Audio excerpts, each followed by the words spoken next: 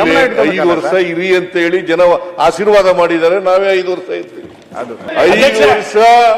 5 ವರ್ಷ ತುಂಬಿಸ್ತೇವೆ. 28ರಲ್ಲಿ ಚುನಾವಣೆಯಲ್ಲಿ ಮತ್ತೆ ಗೆದ್ದು ಬರ್ತೀವಿ, ಮತ್ತೆ ನಾವು ಅಧಿಕಾರ ಮಾಡ್ತೀವಿ.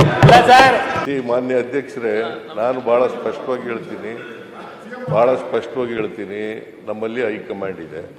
ಹೈಕಮಾಂಡ್ ಏನು ತೀರ್ಮಾನ ಮಾಡ್ತಾರೆ ಅದರ ಮಾಡ್ತೀವಿ. ಅದು ಒಂದು.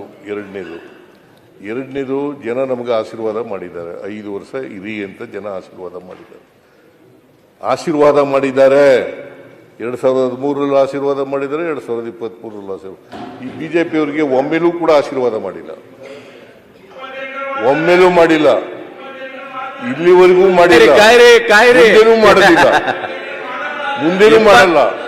ಇವರು ವಿರೋಧ ಪಕ್ಷದಲ್ಲಿ ಶಾಶ್ವತ ಸಂಖ್ಯೆ.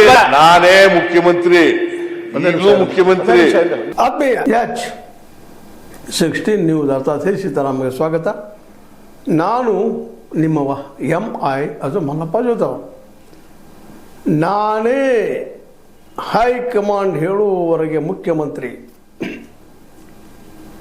ಹೇಳುವವರೆಗೆ ಅಂದ್ರೆ 2022ರವರೆಗಿನ ಹೈಕಮಾಂಡ್ ಬಿಟ್ಟಂಥ ವಿಷಯ. ಆದರೆ ಈಗ ನಾನಿದ್ದೀನಿ, ಮುಂದೂ ನಾನೇ ಇರ್ತೀನಿ ಅನ್ನುವ ಆತ್ಮವಿಶ್ವಾಸ ನುಡಿಯನ್ನು ಇವತ್ತು ಸದನದಲ್ಲೇ ನಮ್ಮ ಮುಖ್ಯಮಂತ್ರಿ ಸಿದ್ದರಾಮಯ್ಯವರು ವ್ಯಕ್ತಪಡಿಸಿದ್ದಾರೆ. ಇದರಿಂದಾಗಿ ಈಗೇನು ಗೊಂದಲ ಇದ್ದಿದ್ದಲ್ಲ, CM ಬದಲಾವಣೆ ಅದಕ್ಕೆಲ್ಲ ಫುಲ್ ಸ್ಟಾಪ್ ಆಗ್ಬೋದಾ? ಆದರೆ ಅಷ್ಟು ಸುಲಭದ ಕೆಲಸ ಅಲ್ಲ. ಯಾಕಂತಂದ್ರೆ ಹೈಕಮಾಂಡ್ ಒಪ್ಪುವವರೆಗೆ, ಹೈಕಮಾಂಡ್ ಒಪ್ಪದಿದ್ದರೂ ನಾನೇ CM ಅಂತ ಅವ್ರು ಹೇಳಿಲ್ಲ. ಇಲ್ಲಿ ಒಂದಿಷ್ಟು ಗಮನಿಸಬೇಕಾದ ವಿಷಯ, ಹೈಕಮಾಂಡ್ ಕೈಯಲ್ಲದಪ್ಪ ಇದು ನಿಶ್ಚಿತ ಅಂತೇಳಿ. ಹಾಗಂತೇಳಿ ಹೈಕಮಾಂಡ್ ಇವ್ರನ್ನ ತೆಗೆದು ಹಾಕ್ತದ ಅನ್ನಿಸಿದ ಅಷ್ಟ ಕಷ್ಟದ ಕೆಲಸ.